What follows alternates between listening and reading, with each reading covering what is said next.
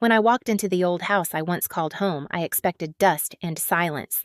What I didn't expect was the sight of my stepfather Roy laughing with a woman half his age sliding my late mother's necklace onto her neck like it was some cheap trinket. But I didn't scream. I didn't cry. I smiled. That was the moment I knew he had no idea what was coming, because the little girl he stole everything from, she was gone, and the woman standing in her place, she came back for justice. If you've ever dreamed of confronting the person who wronged you and winning Stay With Me, comment your thoughts, and subscribe for more powerful real-life revenge stories. My name is Cassandra. I'm 27 years old, a full-time nurse, and someone who has spent years trying to outrun a broken past. 5 years ago, after my mother's sudden death, I cut ties with my family, if you could even call it that.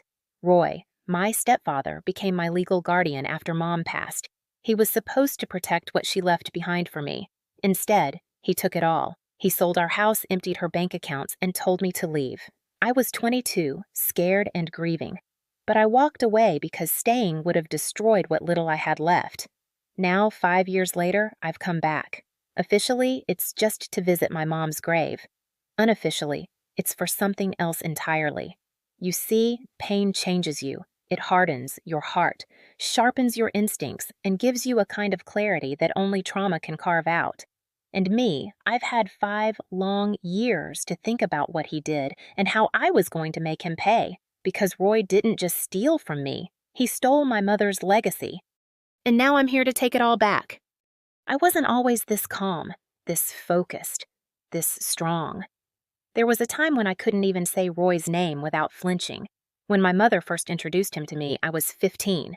I still remember how he walked in wearing a pressed suit and a fake smile, holding a bouquet of flowers, like he was stepping onto a stage.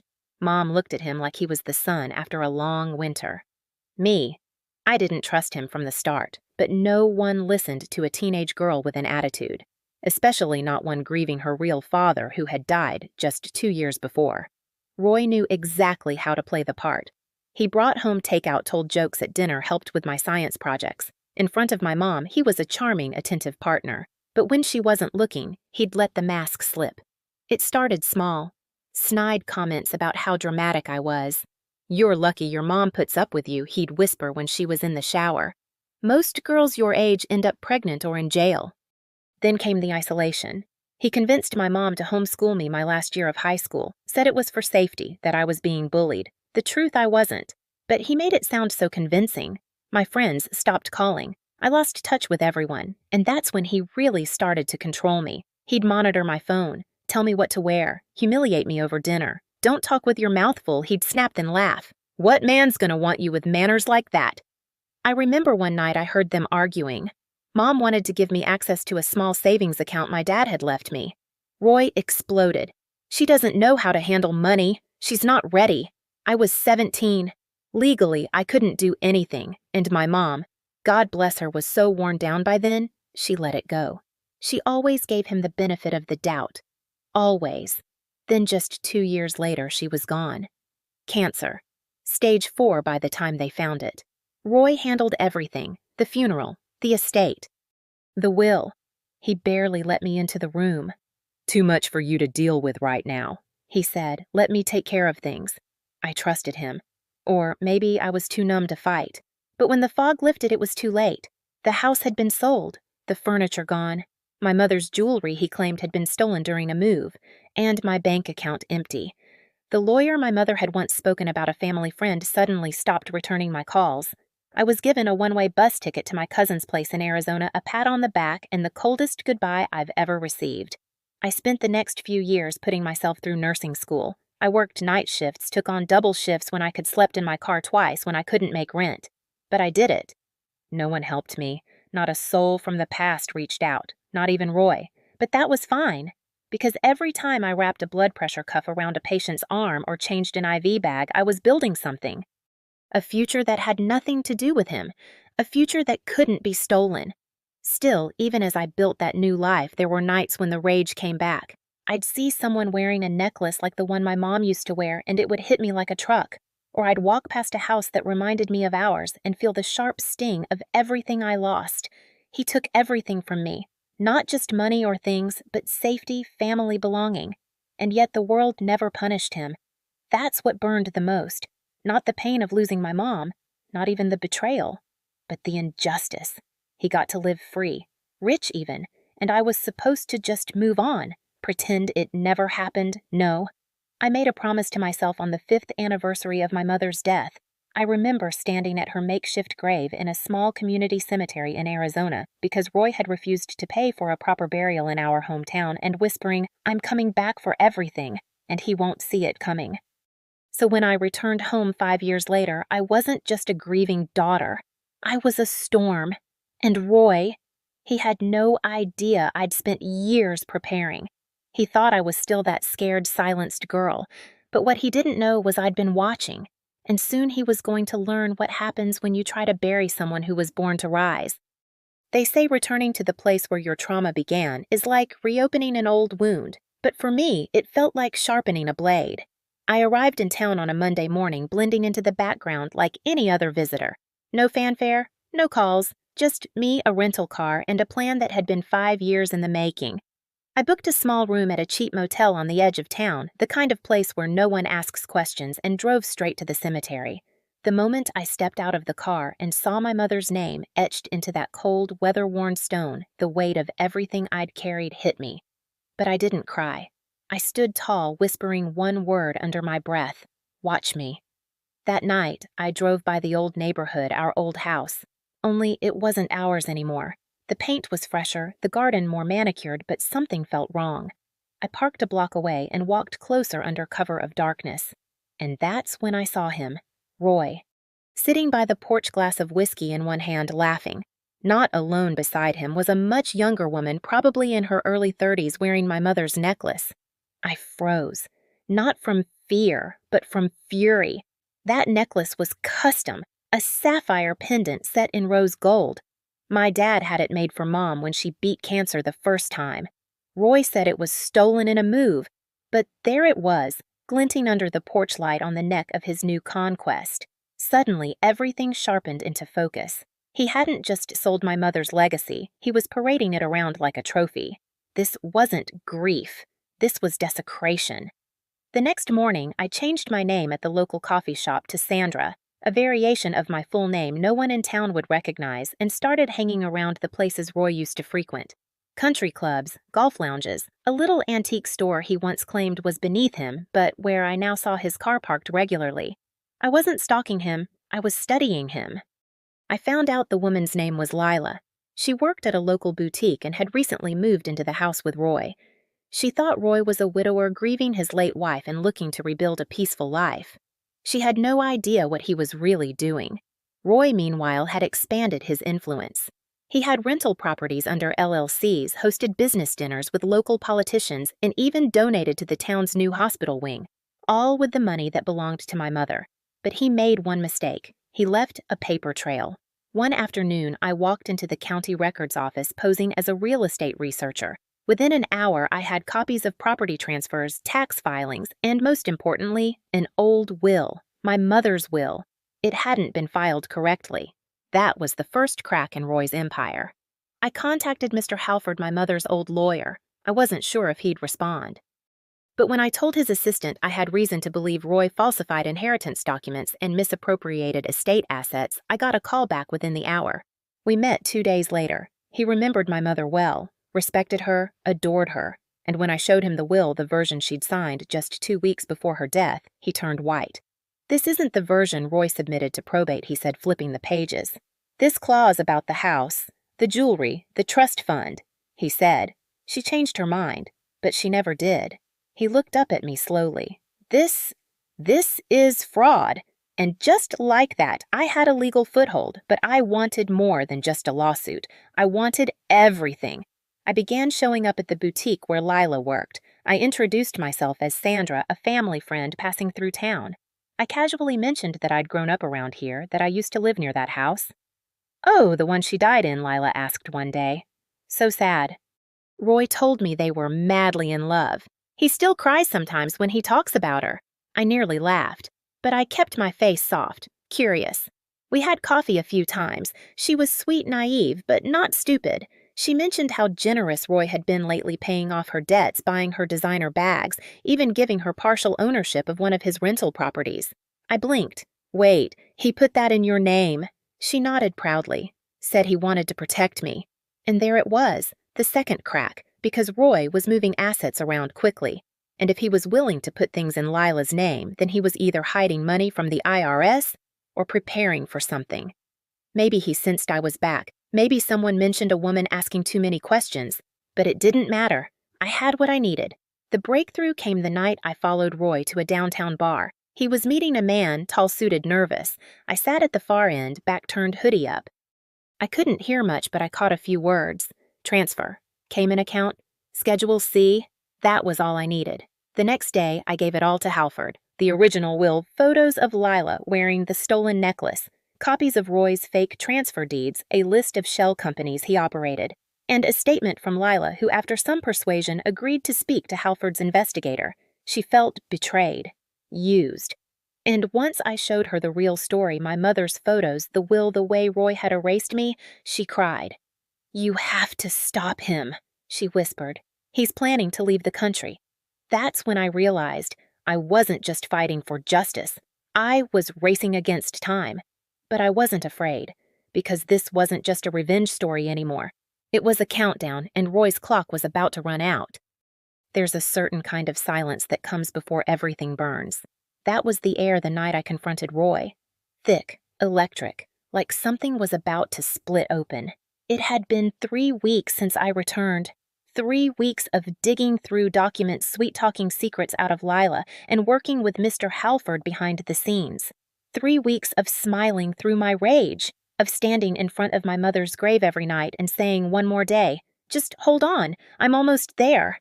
And then it happened, the moment I'd been waiting for. Halford called. "We've filed the injunction. The DA's office has enough for a preliminary investigation.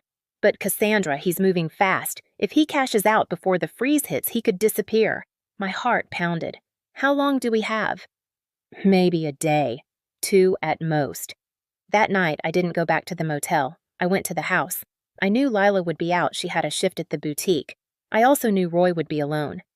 I stood across the street watching as he poured himself a drink and lit a cigar, smug and self-satisfied, just like I remembered.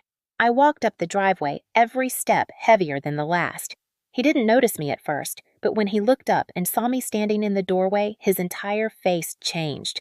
First confusion, then recognition, and finally rage. "You," he spat. "What the hell are you doing here?"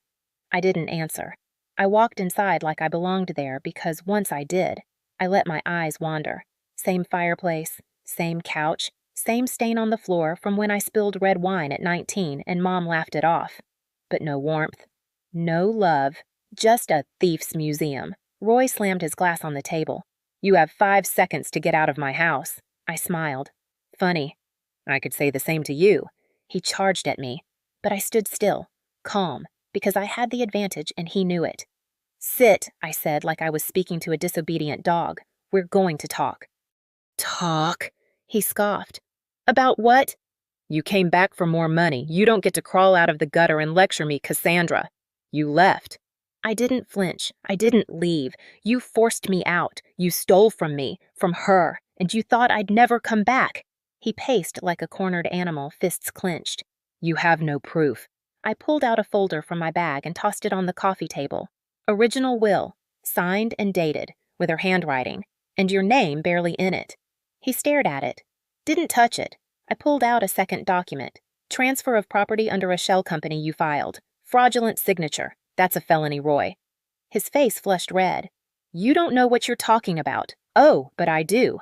"So does the district attorney and the IRS. Oh, and Lila. She's done playing house. Turns out she doesn't like being lied to." His hands trembled now, but I wasn't finished. I took out my phone, hit play. His voice from the bar. "Transfer, Cayman account, Schedule C, cash out before she finds out." He lunged for the phone. I stepped back. "Try me," I said coldly. "Touch me and I'll press charges for assault too." He stopped, panting, wild-eyed. "Do you know what you've done?" he hissed. "You've ruined everything." "No," I whispered. I'm taking back what was mine, what was hers. And that's when it broke. All the bravado, all the power gone. He collapsed into the chair, head in his hands. Not crying, not begging, just defeated. I gave her everything, he muttered. I stayed when no one else would. I held her hand through chemo. I paid for the treatments. With her money, I snapped. You didn't give her anything. You took everything and made yourself the hero in your own story. His eyes met mine, red bitter. She never loved me the way she loved your father. You know that I froze. He laughed bitterly. You think I didn't see it? The way she clung to his memory like some ghost. You were just like him, too smart, too proud. She never saw me. So yeah, I took what I could, because I earned it. And just like that, I saw it. This wasn't just greed, it was resentment. Years of feeling second best. And instead of healing, he weaponized it. He didn't just steal money, he punished us for loving someone else more. In that moment, something in me cracked wide open. Not pity, not fear, but release. Because for the first time, I saw him for what he really was. A small, bitter man who used power to mask his insecurity, who destroyed a family just to feel important. And I wasn't afraid of him anymore. I stood up. It's over, Roy. He looked up slowly. You think they'll believe you?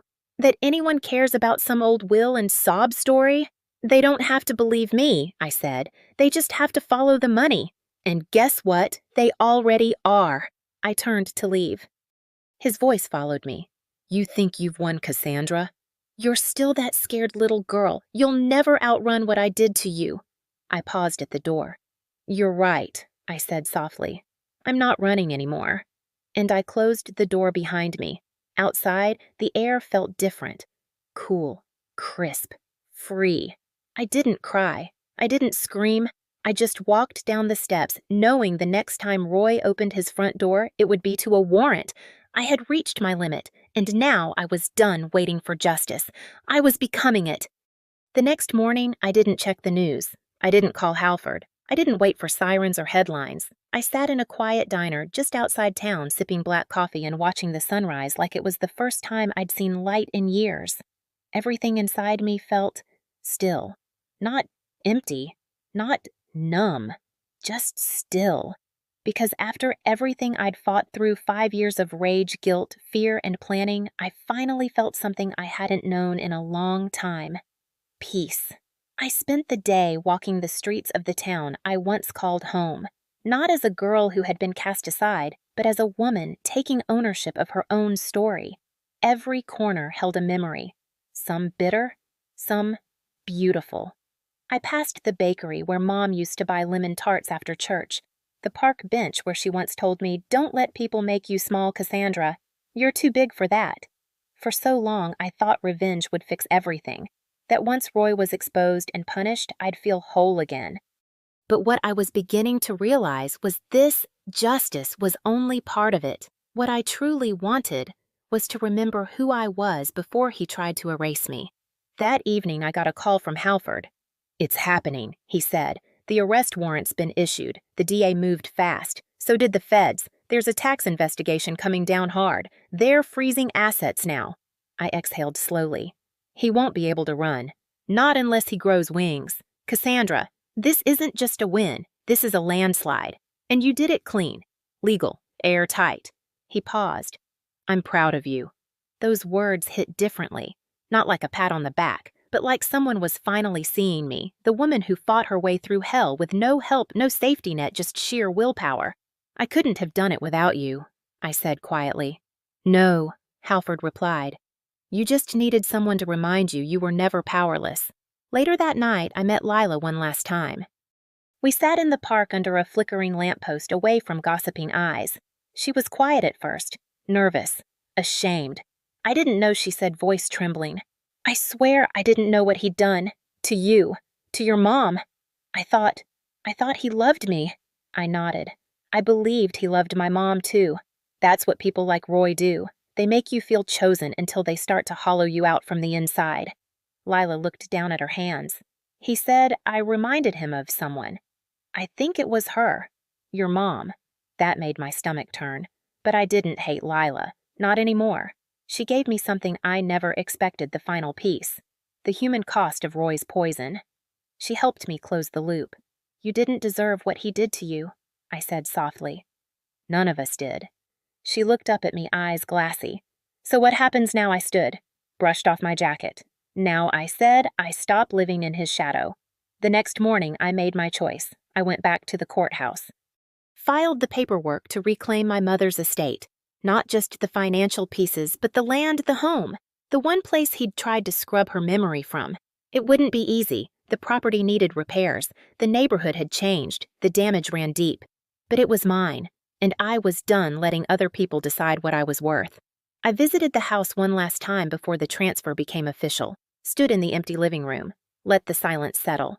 Then I pulled out a pen and a folded piece of paper, an old design my mother once doodled for a dream she had turning the home into a healing center for women who'd been through trauma.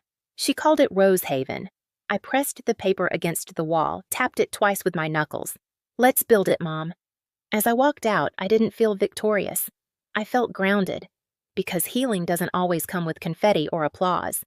Sometimes it's just the quiet sound of your own footsteps walking away from what tried to break you. And for the first time in years, I wasn't walking away from something. I was walking toward something.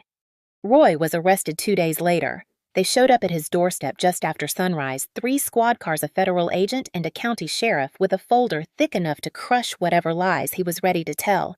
He opened the door wearing that same smug robe he used to strut around in like he still owned the world. But the moment he saw the badge, the warrant, and the handcuffs, the illusion shattered. The neighbors watched from their porches, phones out, whispers spreading like wildfire. The charitable man who'd once hosted wine tastings and donation drives was now being walked to a cruiser like a common thief, because that's exactly what he was. The charges hit hard and fast. Fraudulent misappropriation of estate assets, tax evasion, wire fraud, forgery. And thanks to Lila's cooperation, they found the offshore account's fake property deeds and even a set of handwritten notes where he calculated how much the girl doesn't know. That girl, she knew everything. At the courthouse, I sat in the front row, head high, eyes locked on his. He wouldn't look at me. Not once. The judge called his actions calculated, cruel, and profoundly unethical. His bail was denied. The trial was set, and the media had a field day. People who once praised Roy avoided eye contact when they passed me. Some whispered apologies. Others just stayed silent, faces red with shame. Even Mr. Gordon, the banker who'd helped Roy liquidate the assets, resigned in disgrace when his name showed up in the investigation. And me, I walked out of that courtroom taller than ever, because justice wasn't just served, it was scorched into the earth for everyone to see. The man who once took everything from me now had nothing, and I didn't have to scream or fight dirty. I just told the truth and let the truth burn everything he built on lies. Today, the house is no longer a prison of memories. It's Rose Haven, now a place of healing, just like Mom dreamed. The wallpaper is fresh, the garden's full of color, and the front door is always open to women who need a second chance. Sometimes I still hear her voice in the wind. Not in sadness, but in strength. As for me, I went back to nursing. I laugh more, sleep better. I don't carry the weight of Roy's shadow anymore, because I learned something powerful through all of this. You don't escape the past by running, you face it. You reclaim it, and you write the ending yourself. I'm no longer the girl who was silenced, pushed aside, or underestimated. I am the woman who stood up, the woman who said, enough.